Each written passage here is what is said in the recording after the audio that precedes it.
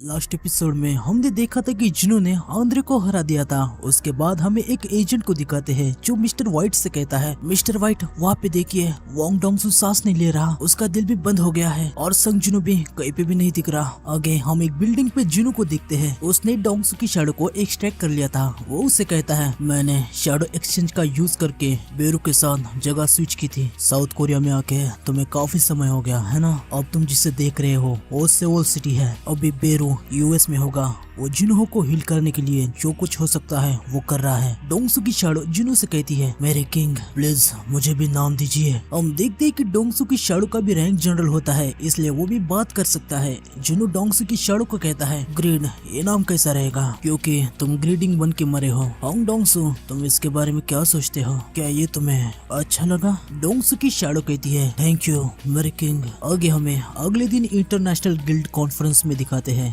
जहाँ जिन्हो mister Conor के साथ अंदर जा रहा होता है। वो मिस्टर कोनर से कहता है, ये जगह तो काफी सारे रिपोर्टर्स से भरी हुई है। मिस्टर कोनर जिन्हो से कहता है, लगता है इनको कल के फाइट के बारे में पता चल चुका है। आज आपको स्पॉटलाइट अवॉइड करने में काफी दिक्कत होगी। आगे कोनर मन में कहता है, तो स्कैवेंजर गिल्ड के साथ क्या हुआ, इसकी वजह ये है। मिस्टर कोनर जिन्हो से कहते हैं, हमने हमारे हंटर्स से गवाहियों को सिक्योर कर लिया है जो डोंगसू के साथ थे। फेडरल ब्यूरो ऑफ हंटर्स जल्दी इसकी जांच के बारे में आपको बता देंगे। जिन्हो मन में कहता है, डोंगसू के बारे में अभी मुझे कोई भी परवाह नहीं है। जिस सवालों को मैं ढूंढ रहा हूँ वो मुझे मिल जाए, बस इसलिए मैं यूएस में आया हूँ। जैसे ही मुझे जवाब मिल जाएंगे मेरा यूएस में काम खत्म। आगे एक एजेंट जिन्हो को एयरपोर्ट्स देता है और उसे कहता है, जो भी बातें होगी मैं आपको इंटरप्रेट कर दूंगा। इन ईयरफोन से आप सब कुछ सुन पाएंगे। आगे जिन्हो कॉन्फ्रेंस रूम में आ जाता है। सभी जिन्हो को ही देख रहे होते हैं और कल के ही इंसिडेंट की बातें कर रहे होते हैं। वो कहते हैं, अरे क्या ये वही एशिया का हंटर है जिसने लगभग आंद्रे को मार दिया था? कहा जा रहा है कि टोक्यो के गेट में भी इसने काफी बड़ा काम किया है। इसने थॉमस आंद्रे को नॉकआउट किया जो इस दुनिया को किंग की तरह रूल करता था। सच्ची ये काफी ज्यादा अविश्वसनीय है। आगे जिन्हो अपने सीट पे जाके बैठ जाता है। फिर हमें डॉक्टर बेल्जर नाम के एक बंदे को दिखाते हैं जो इस कॉन्फ्रेंस को कंडक्ट करने वाला है। वो सभी से कहता है, हेलो एवरीवन, मैं डॉक्टर बेल्जर हूँ। मुझे यकीन है कि आप जानते होंगे हाल ही में गेट्स और मैजिक बीस्ट में बढ़ोतरी आई है, लेकिन शायद आपको ये नहीं पता होगा कि हमें कुछ असामान्य एक्टिविटीज भी देखने को मिली है। रिपोर्ट किया जा रहा है कि माना का कंस्ट्रक्शन हवा में ऑब्जर्व हो रहा है और लगातार घना होता जा रहा है। मैं इस माना को अलग नाम से रिफर करना चाहूंगा। जब तक इसके बारे में कोई नई टर्म अवेलेबल नहीं होती मैं इसे मैगिस्फीयर नाम से बुला रहा हूँ। आगे डॉक्टर बेल्जर एक मैप को दिखाता है और सभी से कहता है, क्या आपको पता है अभी ये मैगिस्फीयर कुछ देशों में झुंड बना रहा है। फिलहाल के लिए ये घटना नो एरिया में देखी जा सकती है और साउथ कोरिया में ये मैगिस्फीयर सबसे ज्यादा देखने को मिली है। ये सुन के सारे हंटर काफी ज्यादा हैरान हो जाते हैं और सभी के सभी संग जिन्हो को देखने लगते हैं। बेल्जर सभी से कहता है, मिस्टर संग को घूरने की कोई भी जरूरत नहीं है क्योंकि अगर वो मैगिस्फीयर को कंट्रोल कर पाते तो वो एक हंटर की रैंक से काफी बियॉन्ड होते। जिन्हो मन में कहता है, नो एरिया, क्या इसका मोनार्क के नंबर से तो कुछ लेना देना तो नहीं? यहाँ पे जो कुछ भी हुआ है इसके बारे में मैं आपको जरा सिंपली बता देता हूँ। नो ऐसी जगह है जहाँ पे काफी ज्यादा पावरफुल माना को डिटेक्ट किया गया है और वो और कहीं नहीं बल्कि सारे मोनार्क है जो अभी धरती पे आए हुए हैं। जिन्हों सभी मोनार्क में सबसे ज्यादा पावरफुल है, इसलिए कोरिया में सबसे ज्यादा स्ट्रॉन्ग और सबसे ज्यादा माना डिटेक्ट किया गया है। आगे बेल्जर कहता है, हमारे पास इस घटना का सामना करने का अभी कोई भी रास्ता नहीं है। वैसे भी इससे क्या दिक्कत हो सकती है इसके बारे में हमें कुछ भी नहीं पता, लेकिन इसका मतलब ये नहीं है कि हम इसे नजरअंदाज कर देंगे। इस दुनिया में जल्द ही नए बदलाव आने वाले हैं। आगे ब्रेनन वहाँ पे आ जाता है और वो बेल्जर से कहता है, डॉक्टर बेल्जर क्या आपका प्रेजेंटेशन यही खत्म होता है? बेल्जर ब्रेनन को हाँ कहता है। ब्रेनन कहता है, ठीक है अब मैं यहाँ से लीड करता हूँ। आगे ब्रेनन सभी से कहता है, यहाँ पे सारे जो हंटर जमा हुए हैं मुझे उनको एक इम्पोर्टेंट अनाउंसमेंट सुनानी है। मैं काफी नाराजगी के साथ ये न्यूज आपको देने जा रहा हूँ। 2 हफ्ते पहले क्रिस्टोफर रीड को किसी हमलावरों ने मार दिया। ये सुन के सारे हंटर काफी ज्यादा हैरान हो जाते हैं और वो कहने लगते हैं, क्या क्रिस्टोफर रीड एक नेशनल लेवल हंटर मारा गया? क्या ये हमारे साथ मजाक कर रहे हैं? ऐसा हो ही नहीं सकता। अवेकन बीइंग जो नेशनल लेवल हंटर जितने स्ट्रॉन्ग होते हैं वो ही उन्हें मार सकते हैं। आगे काफी सारे हंटर जिन्हों को देखते हुए कहते हैं, क्या ये वही बंदा हो सकता है जो कल आंद्रे से लड़ा था? आगे ब्रेनन सभी से कहता है, क्रिस का मृत्यु लेख कल रिलीज किया जाएगा। आगे हम देखते हैं कि ब्रेनन संगिलवान इंसिडेंट को सभी को दिखा देता है और वो सभी से कहता है, किसी भी निर्णय पे जाने से पहले अभी जो मैं कहने जा रहा हूँ उसे प्लीज ध्यान से सुनिए। ब्रेनन आगे संगिलवान की दोनों फोटोज को दिखाता है और सभी से कहता है इसे देखिए, ये सस्पेक्ट यस है। फोटोज को देख के जुनू काफी ज्यादा गुस्सा हो जाता है और वो मन में कहता है आखिर मेरे ही पापा क्यों? ये डंजन रूलर्स का रेल्म है। जुनू को कामिश की बात याद आ जाती है जहाँ उसने जुनू को बताया था इस दुनिया में 4 ऐसे लोग हैं जिनको रूलर्स की पावर मिली हुई है। जुनू मन में कहता है मुझे कोई भी आइडिया नहीं है कि रूलर्स ने क्यों मेरे पापा जैसे दिखने वाले बीस्ट को भेजा है। क्या ये कामिश ने जो कहा था उसके बारे में तो कुछ नहीं है। आगे ब्रेनन सबको बताता है सस्पेक्ट अमेरिका के एक गेट के अंदर मिला था। उसे मैजिक बीस्ट ठान लिया था जो ह्यूमंस की भाषा बोल सकता है। क्योंकि वो कोरियन बोलता था इसलिए हमने यस रैंक हंटर डोंग्सो और उसकी मीटिंग रख दी थी, लेकिन बातचीत में ही उसने डोंग्सो को नॉकआउट कर दिया और वहां से भाग गया। सस्पेक्ट इतना स्ट्रॉन्ग है कि उसने स्कैवेंजर गिल्ड के टॉप यस रैंक हंटर को हरा दिया। हमें लगता है कि इसके बहुत ही ज्यादा चांसेस हैं और भी ह्यूमनाइड बीस्ट अलग अलग डंजन से बाहर आए हैं और एक साथ आके उन्होंने क्रिस्टोफर रीड पे हमला कर दिया। हम ब्यूरो वाले अभी इसी निर्णय पे आए हैं। तब स्क्रीन पे संगिलवान का वो वीडियो क्लिप आ जाता है जिसमें वो डोंग्सो को वार्निंग दे रहे होते कि कोरिया में पैर भी मत रखना। मैं ये अपने बेटे की भलाई के लिए नहीं तुम्हारी भलाई के लिए कह रहा हूँ। अगर मेरी बात नहीं मानोगे तो मौत के बाद भी तुम्हें शांति नसीब नहीं होने दूंगा। ये देख के जुनू काफी ज्यादा हैरान हो जाता है। वो अपने मन में कहता है वो कुछ तो कह रहे हैं। जुनू का ब्लैक हार्ट काफी तेजी से धड़कने लगता है। उसके पापा ने जो कुछ भी कहा था जुनू सब कुछ समझ जाता है। जुनू डोंग्सो की शैडो यानी ग्रिड को बुलाता है। ग्रिड जुनू को बताता है आप जो सोच रहे हैं वो बिल्कुल सही है मेरे किंग। जुनू मन में कहता है वो इंसान डेफिनेटली मेरे फादर ही है। आगे ब्रेनन कहता है हमने प्लान किया है कि सारी दुनिया की गिल्ड हमें सस्पेक्ट इसको पकड़ने में हेल्प करेंगे। अगर आपको ये इंसान कहीं पे भी दिखे तो प्लीज हमें कांटेक्ट करें। आज के लिए मैं बस इतना ही कहना चाहता हूँ। एक हंटर पूछता है क्या इसका कोई प्रूफ है कि सस्पेक्ट एक्स कोई इंसान नहीं है? ब्रेनन बताता है उसके माना का वेवलेंथ बीस्ट जैसा था। अगला सवाल दूसरा हंटर पूछता है सस्पेक्ट ने कहा था कि वो कोई ह्यूमन है जो डंजन में गायब हो गया था, तो उसने खुद को जो हंटर बताया था क्या वैसा कोई रियल पर्सन है? ब्रेनन कहता है हाँ वो एक रियल पर्सन था। वो हंटर कहता है तो आपने उस हंटर की आइडेंटिटी रिवील क्यों नहीं की? ये सुन के ब्रेनन कहता है उसका कनेक्शन किसी से है जो यहाँ पे अभी प्रेजेंट है, तो इसलिए हमने डिसाइड किया है कि हम उसकी पहचान को रिवील नहीं करेंगे। और कोई सवाल? तभी लियू जिगांग कहता है आपको नहीं लगता अगर आप उसकी पहचान का खुलासा करेंगे तो हमें उसे ढूंढने में आसानी होगी? क्या आप मुझसे सहमत नहीं हैं? मिस्टर ब्रेनन मैं आपसे सीधा सवाल करता हूँ उस बीस्ट का संग जुनू के साथ क्या कनेक्शन है? ये सुन के ब्रेनन एकदम से चुपचाप रह जाता है, लेकिन आगे वो कहता है फिर मिस्टर लियो मुझे लगता है कि आपने अब मेरे लिए कोई चॉइस नहीं रखी। सस्पेक्टियस के पूछताछ के समय हमें ये पता चला कि वो संग जुनू के फादर है, इसलिए हम इसे अपनी जांच के आधार के रूप में यूज कर रहे हैं। ये सब सुन के सारे हंटर एक दूसरे के साथ धीमी आवाज में बातें करने लगते हैं। तभी लियू जिगांग जिनू से कहता है मिस्टर संग अगर आपको पता चला कि सस्पेक्टियस आपके मिसिंग फादर है और सारे हंटर उन्हें हंट करने का ट्राई कर रहे हैं तो आप क्या करेंगे? जिनू कहता है ये नेचुरल है कि हंटर बीस्ट को हंट करते हैं, तो अगर सस्पेक्टियस बीस्ट होगा तो मैं उसे खुद अपने हाथ से मारूंगा, लेकिन अगर वो सच में मेरे मिसिंग फादर है ना कि कोई बीस्ट, तो मैं हंटर्स को हंट करूंगा। मैं अपने फैमिली को प्रोटेक्ट करूंगा, चाहे उसके लिए फिर मुझे दुनिया के सारे हंटर के खिलाफ क्यों ना जाना पड़े। आगे ये कॉन्फ्रेंस खत्म हो जाती है। सारे हंटर रूम के बाहर आ जाते हैं। एडम जुनू से कहता है मिस्टर संग क्या आप सच में वापिस सीरियस थे? जुनू कहता है हाँ बिल्कुल। आगे एडम कहता है मुझे तो यकीन नहीं हो रहा कि आपने 500 टॉप रैंकिंग हंटर जो कि 120 देशों से आए थे उनके सामने ये कह दिया। सिर्फ एक ही हंटर है जो ऐसा कर सकता है। जुनू कहता है और वो कौन है? एडम कहता है अभी वो हॉस्पिटल में एडमिट है। जुनू समझ जाता है कि एडम आंद्रे की बात कर रहा है। आगे एडम जुनू से कहता है मिस्टर संग अभी यहाँ पे दावत है। ब्यूरो ने इसे एक साथ लाने के लिए सच्ची में बहुत ही ज्यादा मेहनत की है। अगर आप बिजी नहीं है तो दूसरे हंटर के साथ डिनर करने का क्या ख्याल है? तभी हम देखते कि वहाँ पे लियो आ जाता है और वो जुनू से कुछ कहता है पर जुनू को कुछ भी समझ नहीं आता। तभी एडम जुनू को बताता है वो कह रहा है चाइना के गेट पे जो जायंट आया था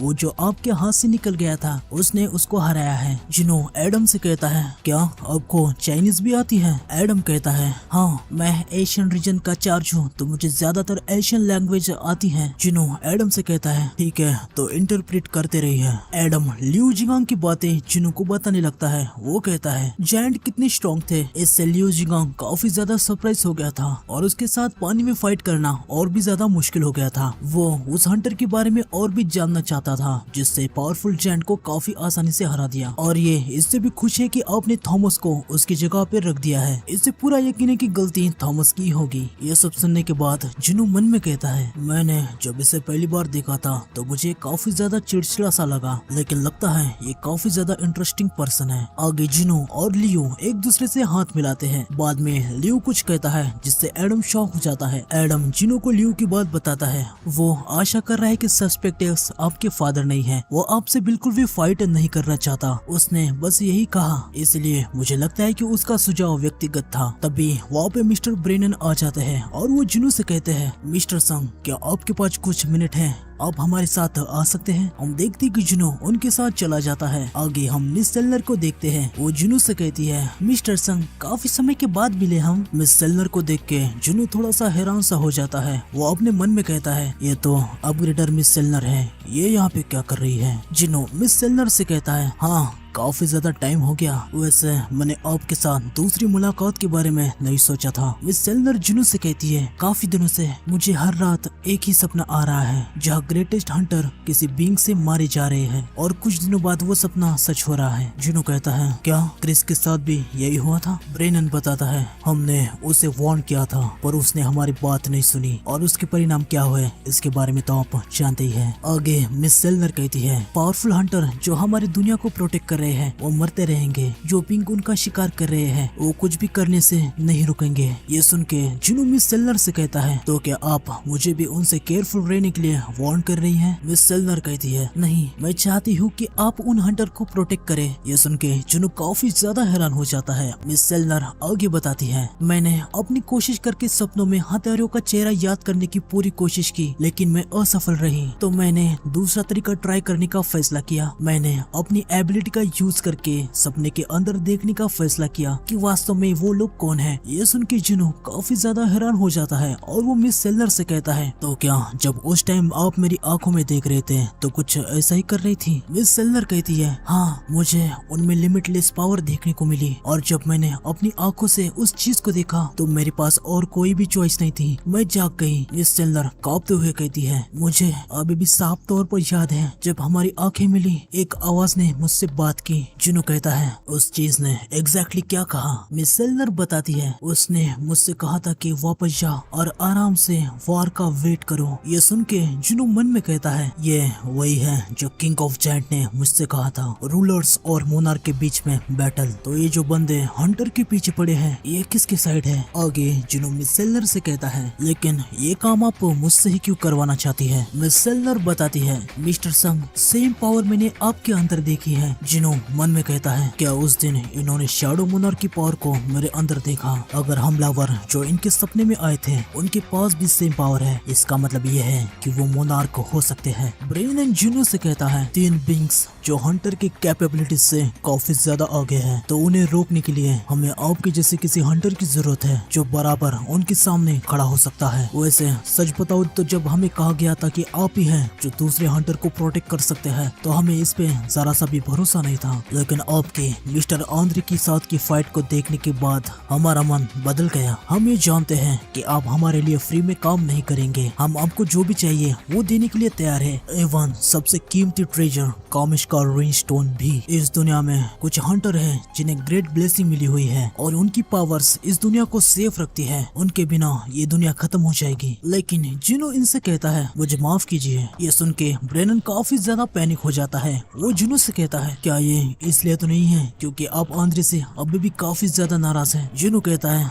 नहीं वो बात नहीं है, ये इसलिए क्योंकि मैं नहीं जानता कि मैं किसके खिलाफ लड़ने वाला हूँ। मिस सेलनर और मिस्टर ब्रेनन दोनों ही काफी ज्यादा दुखी हो जाते हैं। आगे जिनू उठ के जाने लगता है। एडम भी काफी ज्यादा नाराज हो जाता है। उसे जिनू की बात याद आती है जहाँ जिनू ने कहा था मैं अपनी फैमिली को प्रोटेक्ट करूंगा चाहे इसके लिए मुझे सारी दुनिया के हंटर के ही खिलाफ क्यों ना जाना पड़े। तभी जिनू अचानक से रुक जाता है और मिस्टर मिस्टर व्हाइट से कहता है, मिस्टर व्हाइट क्या आप मुझे उन हंटर की लिस्ट दे सकते हैं जिन्हें प्रोटेक्ट करना है, और अगर आप उनके साथ मेरी मीटिंग सेट करोगे तो ये तो और भी अच्छा होगा। ये सुन के मिस्टर व्हाइट बहुत ही ज्यादा खुश हो जाते हैं। वो जुनू से कहते हैं, हाँ बिल्कुल, क्यों नहीं। आगे हम देखते कि ब्यूरो ऑफ हंटर ने इंटरनेशनल कॉन्फ्रेंस गिल्ड के आखिरी दिन में सारे हंटर के लिए एक पार्टी रखी है। काफी सारे हंटर पार्टी को एंजॉय कर रहे थे। आगे हम देखते कि यूजुनो भी यहाँ पे आ जाता है। जुनो उसे कहता है, तुम्हारी बॉडी अब वो कैसी है? यूजुनो कहता है, पहले से काफी ज्यादा बेहतर है सर। आगे हम देखते कि यूजुनो काफी ज्यादा फनी तरीके से रोने लगता है और वो जुनो से कहता है, जब मैंने सुना कि आप मुझे प्रोटेक्ट करने के लिए थॉमस आंद्रे, जिसे गोलित कहा जाता है, उनसे मिल गए तो मैं काफी ज्यादा खुश हो गया। तीन हंटर्स यूजुनो और जुनो को देखते हुए कहते हैं, है वहाँ देखो। दूसरा हंटर कहता है, हाँ मैंने देखा, वो बिल्कुल हमारे सामने है, पर मैं उसके माना की प्रेजेंस को फील नहीं कर पा रहा। वो अलग ही लेवल पे है। और वो जो दूसरा हंटर उसके साथ है वो वही बंदा है ना जिसको रेस्क्यू करने के लिए वो आंद्रे से लड़ा था। तभी जुनो से बात करने के लिए एक हंटर आ जाता है। वो जुनो से कहता है, मिस्टर संग आपसे मिलके अच्छा लगा। मैं एक ऐसी कंपनी का सीईओ हूँ जो मैजिक बीस्ट के डिस्पोजल को निपटाने के लिए स्पेशलाइज है। आपने जो जायंट्स को हंट किया है, मैं उनको खरीदने में इंटरेस्टेड हूँ। क्या आप मेरे साथ कुछ देर तक बात कर सकते हैं? जुनो मन में कहता है, वाह क्या टाइमिंग है। आगे जुनो हंटर से कहता है, मैं ज्यादातर रेड करता हूँ और हमारे वॉइस गिल्ड मास्टर बिजनेस को देखते हैं। यूजुनो हंटर से कहता है, मैं यूजुनो हूँ, आर्जिन गिल्ड का वॉइस मास्टर। हंटर यूजुनो से कहता है, हेलो आपसे मिलकर काफी अच्छा लगा। यूजुनो हंटर से कहता है, वैसे मैं इवेंट में बिजनेस की बात तो नहीं करता, पर मैं आपके लिए अभी बात करने को तैयार हूँ। जुनो यूजुनो को देख के काफी ज्यादा खुश हो जाता है। वो मन में कहता है, वो वॉइस गिल्ड मास्टर के तौर पर खुद से काफी ग्रो हुआ है। आगे मिस्टर व्हाइट जुनो को लिस्ट दिखाने के लिए आ जाते हैं। वो जुनो से कहते हैं, ब्यूरो ने सारे हंटर को उनके अचीवमेंट के अनुसार रैंक किया है। 10 हंटर जो इस लिस्ट में हैं, उनके पास बहुत ही ज्यादा पॉइंट्स हैं। अगर आप हमारे रिक्वेस्ट को एक्सेप्ट करेंगे तो ये लोग हैं जिन्हें आपको प्रोटेक्ट करना है। जुनो कहता है, अच्छा तो आपके लिए ये लोग सबसे इम्पोर्टेंट है। आगे जुनो अपने मन में कहता है, हंटर्स पॉइंट, हाँ। फिर वो मिस्टर व्हाइट से पूछता है, इन हंटर्स में मेरी रैंक कहाँ पे होगी? मिस्टर व्हाइट जुनो से कहते हैं, अगर आपकी जायंट पे विक्ट्री को कंसीडर किया जाए तो आप शायद 3 या 4 इस जगह पे होंगे। लिस्ट के हंटर के नाम याद रखने के लिए जुनो उनके नाम पढ़ने लगता है। वो मन में कहता है, पहले नंबर पे थॉमस आंद्रे, दूसरे पे लियो जिगांग, तीसरे पे क्रिस्टोफर रीड, चौथे पे सिद्धार्थ बच्चन और 5वें पे, क्या यार ये तो काफी ज्यादा सरदर्द है। मैं अपनी शैडोज को इन सभी पे असाइन करता हूँ जिससे मैं इन सभी के नाम याद रख पाऊंगा। आगे हम देखते कि जुनो इन सभी पे अपनी शैडोज को असाइन कर देता है। जुनो अपने मन में कहता है, ऐसा करने से मुझे ये भी पता चल जाएगा कि कौन फ्रेंड है और कौन दुश्मन, और फिर मैं समझ जाऊंगा कि मेरे दुश्मन के साइड से मुझे कैसा लड़ना है। आगे हम देखते हैं कि वहाँ पे आंद्रे आ जाता है। जिनचुल जुनो से कुछ कहने जाता है पर जुनो उसे कहता है, इसके बारे में चिंता करने की कोई भी जरूरत नहीं है। आंद्रे जुनो से कहता है, मिस्टर संग मुझे तुमसे एक चीज पूछनी है। मुझे कहा गया है कि मेरा हाथ हीलर से ठीक नहीं हो सकता क्योंकि माना का डैमेज वहाँ पे काफी ज्यादा गंभीर है। मेरे डॉक्टर ने भी सेम ही कहा है। फिर भी मेरा ये जो आर्म है वो धीरे धीरे हील हो रहा है। इसे पूरी तरीके से हील होने में थोड़ा टाइम लग जाएगा। उस फाइट में तुम मुझे फिनिश करने के साथ मेरे सारे गिल्ड के मेंबर्स को भी खत्म कर सकते थे, पर पूरे जंग में एक भी पर्सन नहीं मारा गया, सिर्फ होंग डोंग्स को छोड़ के जिसने इसकी शुरुआत की थी। तुमने हमारी जान क्यों बख्शी? जुनो कहता है, क्योंकि तुम में से किसी ने भी ऐसा क्राइम नहीं किया था जिसके लिए तुम्हें मार देना चाहिए। ये सुन के आंद्रे वहाँ से जाने लगता है और वो जाते हुए जुनो से कहता है, ठीक है, वैसे मैं होंग डोंग्स के अंतिम संस्कार में जाने के लिए पूरी तरीके से तैयार हूँ। मैं जानता हूँ कि उसने गंभीर क्राइम किया है, पर मैं आशा करता हूँ कि इसका अंतिम संस्कार अच्छा हो जाए। और हाँ, मेरा हार्ट ठीक होने के बाद कम से कम एक बार साथ में खाना जरूर खाएंगे। अगर तुम मेरे मैनेजर को अपना नंबर दोगे तो मैं कभी भी तुम्हारे कांटेक्ट में रहूंगा। तभी लोरा जुनो से कहती है, मिस्टर आंद्रे आपको उनके गिल्ड के मेंबर की जान बख्शने के लिए थैंक्स कह रहे हैं। वो दिखते नहीं लेकिन वो काफी ज्यादा शर्मिले हैं। ये सुन के जुनो काफी ज्यादा हैरान हो जाता है। लोरा आगे कहती है, मिस्टर संग अगर आपको कोई भी दिक्कत नहीं है तो क्या आप मुझे अपनी कॉन्टेक्ट डिटेल्स बता सकते हैं? मिस्टर आंद्रे को आपको गिफ्ट देके थैंक्स करने में अच्छा लगेगा, तो प्लीज अगर आपको कुछ चाहिए तो बता दीजिए। जुनो कहता है, थैंक यू, पर मैं ठीक हूँ। लोरा कहती है, आंद्रे अपनी नेचर की वजह से किसी से भी ज्यादा देर तक बात नहीं कर पाते, तो प्लीज आपको जो भी चाहिए मुझे बता दीजिए। जुनू मन में कहता है वो मुझे गिफ्ट देके थैंक कहना चाहता है। जुनू लोरा से कहता है एक अच्छा डैगर बढ़िया रहेगा। ये सुन के लोरा कहती है एक डैगर, मैं समझ गई, आपका शुक्रिया। आगे लोरा वहाँ से जाने लगती है। मिस्टर व्हाइट जुनू से कहते हैं तो अब क्या आप लीस्ट के हंटर से मिलना चाहेंगे? चलिए मैं आपको ले जाता हूँ। जुनू उससे कहता है नहीं, इसकी कोई भी जरूरत नहीं है, लेकिन इनमें से एक यहाँ पे क्यों नहीं दिख रहा? 6th प्लेस वाला हंटर कहाँ पर है? ये सुन के मिस्टर व्हाइट काफी ज्यादा हैरान हो जाते हैं। वो जुनू से कहते हैं आपको कैसे पता चला? कॉन्फ्रेंस के कुछ दिन पहले ही हमारा उनसे कांटेक्ट लॉस्ट हो गया था। ब्राजील की गवर्नमेंट उसे सीक्रेटली ढूंढ रही है, पर वो कहाँ है अभी तक पता नहीं है। जुनू मन में कहता है क्या उन्होंने पहले ही उसे खत्म कर दिया? इसका मतलब अब 7 लोग ही बचे हैं। आगे हमें कोरिया में हंटर एसोसिएशन को दिखाते हैं, जहाँ मिस्टर गो मन में कह रहे होते हैं कितनी अजीब बात है, मेरा दिल जोरों से धड़कने लगा है, मेरे हार्ट के साथ काफी समय से प्रॉब्लम्स है, पर कुछ टाइम से ये बहुत और भी बुरा होने लगा है। क्या मैं अपनी लिमिट तक पहुंच चुका हूँ? मेरे डॉक्टर ने मुझे कहा था कि अगर मैं रिटायर नहीं होऊंगा तो 6 महीने के अंदर मारा जाऊंगा, लेकिन 1 साल से भी ज्यादा हो गया और मैं अभी भी यहीं पर हूँ। अगर मैं बस इतना दूर तक ही जा सकता हूँ तो इसके लिए मैं कुछ भी नहीं कर सकता। कम से कम मैं इतनी दूर तक तो आ पाया। मिस्टर गो का टेलीफोन बजने लगता है। वो उसे उठाते हैं और कहते हैं हेलो, कौन? फोन की दूसरी तरफ मिस्टर गो की वाइफ होती है। वो मिस्टर गो से कहती है आज कुछ बुरा तो नहीं हुआ ना? मिस्टर गो उसे कहते हैं बिल्कुल कुछ भी बुरा नहीं हुआ। वास्तव में मैं अभी घर आने के बारे में ही सोच रहा था। लेकिन आगे हम देखते कि मिस्टर गो अचानक से रेज में आ जाते हैं। वो मन में कहते हैं ये क्या था? आगे हम देखते कि वहाँ पे आइस मोनार्क आ जाता है। उसे देख के मिस्टर गो कहते हैं यह कैसे हो सकता है? आइस मोनार्क हंसने लगता है। तो आज के एपिसोड में बस इतना ही। मिलते हैं नेक्स्ट एपिसोड में। सायोनारा।